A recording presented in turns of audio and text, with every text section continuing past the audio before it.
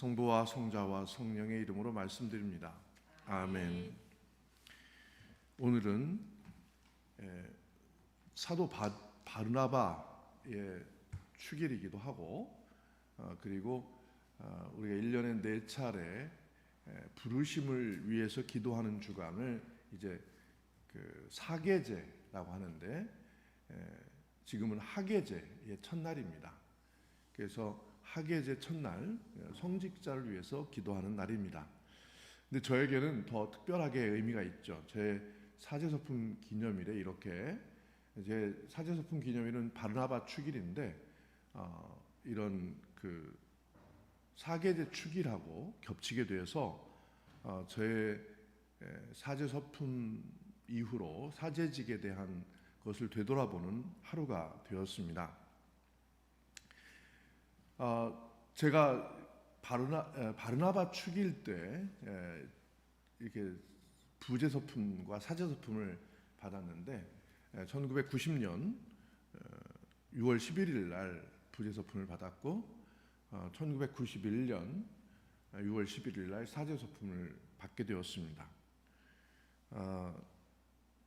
사제로 서품된다는 것이 또 개인과 또 교회에게 굉장히 중요한 날이기도 합니다. 특별히 대한성공회는 그 사제가 늘 부족한 가운데에서 사제가 하나 서품됨으로써 이 대한성공회라고 하는 역사적인 큰 짐을 떠받치는 다리 중에 하나를 세운다라고 하는 느낌으로 사제들을 세워왔습니다.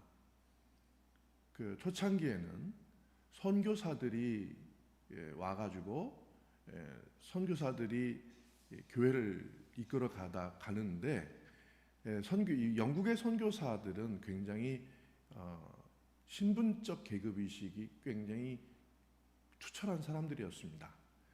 그때 당시 말하자면 우리나라의 양반 같은 그런 신분적 계급의식을 갖고 있던 사람들이죠.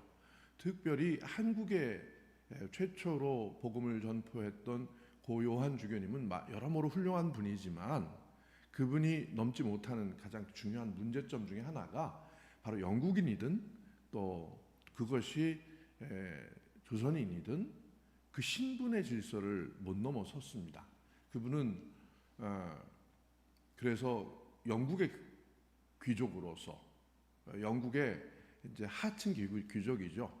영국의 하층 귀족과 같은 그런 계급 의식을 가지고 사제직을 수행하는 그런 한계가 있었습니다. 그리고 그가 뽑은 이곳에 온 사람들도 대부분 아주 그 높은 교육을 받고 그리고 하나님께 헌신하려고 했던 사람들이었기 때문에 한국에 와서 한국 사람들에게 믿고 맡기는 맡길 사람으로서 마땅하게 신학교육을 받은 사람들을 만족하지 못했습니다. 그러니까 굉장히 엘리트 의식이 강했던 그런 분위기에서 1890년에 선교가 시작되어서 1925년 35년이 지나서야 최초의 한국인 사제가 세워집니다. 그것도 최초의 한국인 사제가 세워지고 나서 아주 뜨문뜨문 이어서 한 서너 명의 사제가 간신히 만들어지고 난 다음에 그때 당시 조마가 주교는 더 이상 신학교에서 한국인 사제 양성을 포기합니다. 한국인 사제 양성하는 데 드는 돈은 조선인이 되라 해가지고 한국 사람들이 헌금을 해야만 사제를 세우겠다 해서 그 헌금한 돈이 모아지기 전까지는 사제를 만들지 않겠다. 이런 정책을 발표합니다. 이제 그분에게는 그분 나름대로의 깊은 뜻이 있었겠지만 한국에 있는 한국인 성공의 신자인 저로서 그 역사를 볼 때 너무나 답답하고 그리고 속이 터지는 그런 정책이었습니다. 그리고 그 이후에 한국인 사제들이 아주 드물게 만들어졌지만 영국인 선교사들이 모두 쫓겨나가게 되는 1940년에는 한국 사람들이 18명인가 19명밖에 없었습니다. 그 나머지는 모두 다 외국인 선교사들이 몇 분 남아서 있다가 다 쫓겨나가고 그 분들이 한국에 있는 교회, 그때 당시 꽤 많은 교회를 있었는데 그 교회를 다 지켜야만 했고, 그렇기 때문에 수많은 교회는 한국인 평신도 지도자들에 의해서 지켜졌습니다. 그리고 한국인 사제들에게 이 교회를 맡길 수가 없어서 일본인 주교에게 한국 교회를 맡기고 떠나가는 어처구니 없는 그런 결정을 합니다. 물론 구도 요한이라고 하는 그 주교님이 제국주의자는 아니었습니다. 일본에서도 진보적인 성직자이긴 했습니다만은 우리나라가 가지고 있는 그 처한 민족적 상황에는 너무나 어처구니 없는 결정을 하고 간 것이죠. 그 이후에 계속해서 한국인 성직자들은 부족했고, 해방 이후에 또 6.25 전쟁, 한국 전쟁을 겪고, 그리고 한국 전쟁이 끝나자 이제 김요한 주교님이 한국에 오셔서 그때부터 이제 한국인들이 스스로 어떻게 성직자를 길러낼까 하는 것들을 고민해서 대천덕 신부님과 함께 열심히 국리를 한 끝에 인천에 신학교를 다시 세우고 구로구 항동에다 신학교를 세워서 그때부터 성직자를 양성해내는 그런 정책에 아주 힘쓴 것이죠.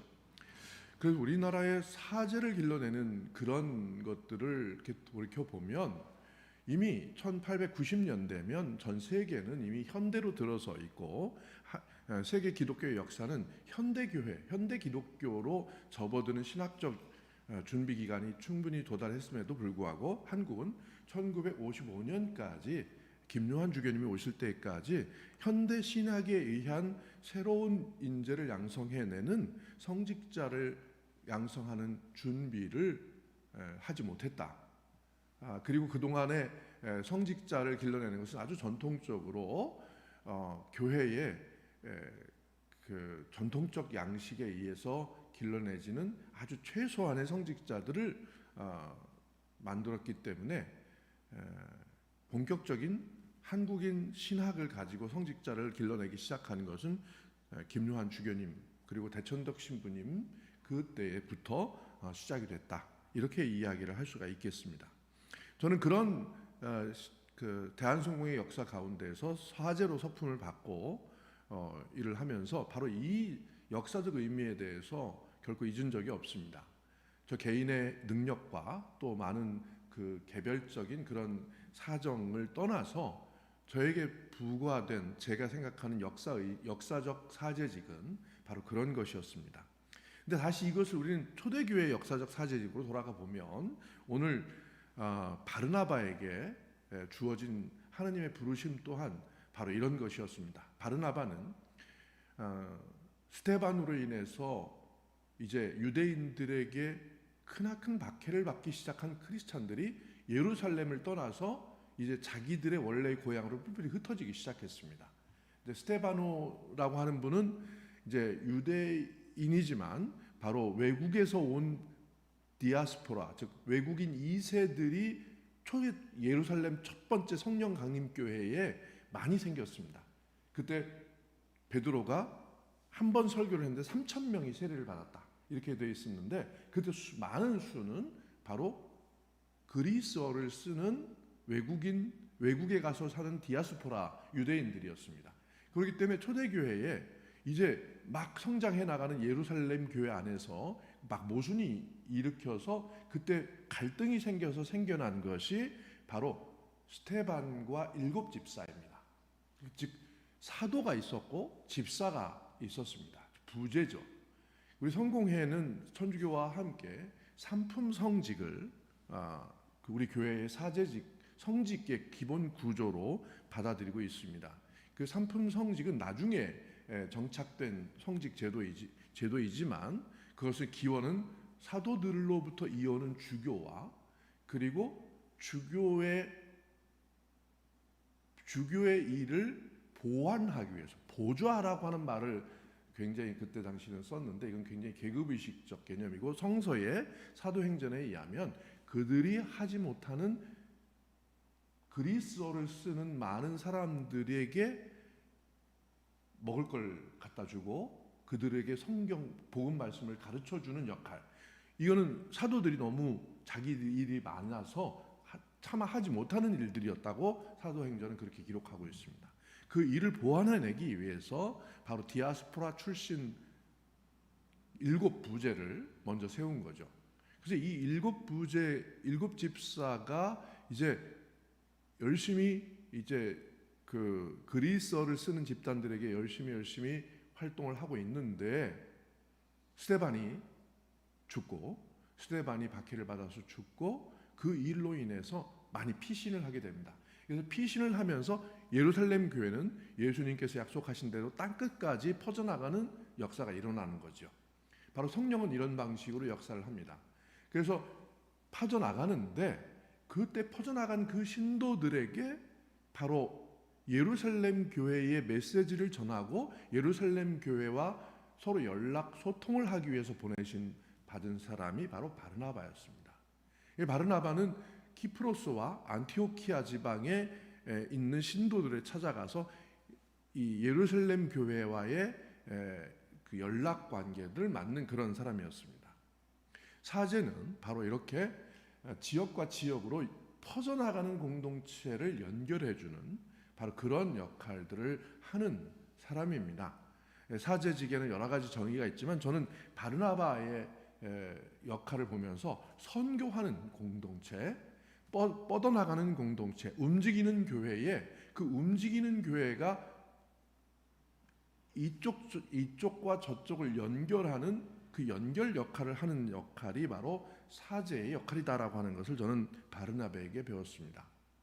그래서 바르나바는 바로 그런 역할을 함으로써 그 안티오키아 교회의 기초를 다졌는데 이때 더 필요한 사람이 바로 사도 사울이라고 하는 새로 회심한 사람에 대한 이야기를 듣고 그가 이제 그 다마스커스 성에서 회심을 한 다음에 아라비아로 갔다가 다르소에 가가지고 집거하고 있다는 소식을 듣고 다르소에 가서 사울을 안티오키아 교회로 데리고 옵니다. 그래서 안티오키아 교회를 이제 바르나바와 사울이 이끌어가고 그 교회가 이제 처음으로 예루살렘 바깥에 이스라엘 바깥에 세워진 하나의 가장 중요한 교회로 서게 되는 것입니다. 이 안티오키아 교회에서 처음으로 바로 크리스찬 기독교인이다라고 하는 그런 명칭이 붙었다고 하는 것이죠. 우리는 이 바르나바와 사도 바울이 서로 협력함으로써 만들어내는 바로 이 교회의 가장 중요한 리더십을 바라보게 됩니다. 여러 가지로 이제 이 부분에 대해서 우리가 생각할 바가 많이 있지만 오늘은 바로 이 사제직을 위해서 기도하는 사제와 부제와 또 주교를 위해서 기도하는 그런 날로서 성직자들이 어떻게 교회를 이끌어갈 것이고 어떻게 섬겨야 할 것인가 그것을 위해서 이 교회가 많은 기도를 바치는 그런 교회가 될 수 있기를 바랍니다. 성부와 성자와 성령의 이름으로 말씀드렸습니다. 아멘.